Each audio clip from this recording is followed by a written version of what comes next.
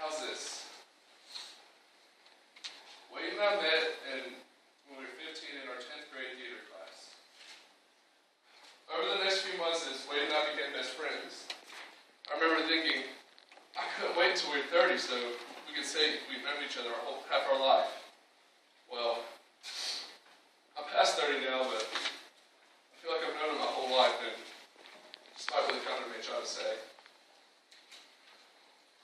Because I lived in New York and Wade in Los Angeles, we can sometimes go months without seeing each other, or even a year without talking. But we always picked up right where we left off, like we saw each other every day.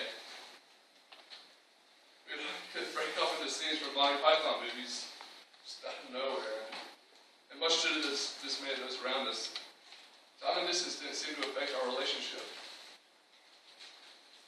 Which was good, because Wade was always on the go, working and traveling, but that was Wade. He had such drive and energy. I used to feel lazy sitting next to him. And when we found out that he was HIV positive, it became natural for him to become an activist and a scholar where the disease was concerned, while still giving it his all to the museum. It's very important to me that Wade was able to be a part of our wedding last summer. Wade never let an opportunity pass without telling me how great he thought she was, or she felt the same about him. We always had a great time, the three of us. Whether we were going to the Joshua Tree National Park, or 70s disco night at the Apache Club, or the gay bar in LA where Phoebe and Wade were asked to dance, and I unaccountably was not. I know there will always be things that I want to share with Wade, but won't be able to now. Even in the past 3 days, there have been things that Wade would have gotten a kick out of.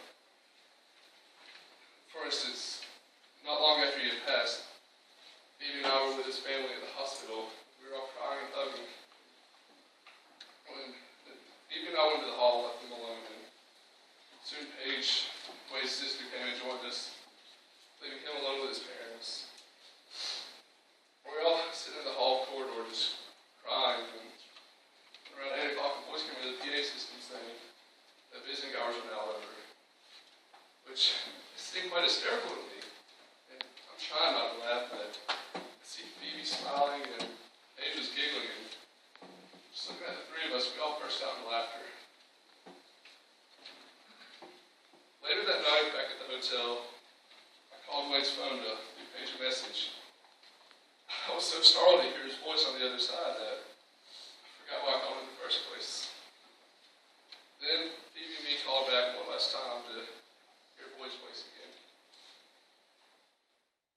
You know, when a person dies, I think it's the sound of their voice that we miss the most. So often the face is captured in a photograph, but the voice is truly a rare thing. It's through a person's voice that we get to know their thoughts, feelings, and who they are as a person. So to miss the sound of a voice is to miss the very being of that person.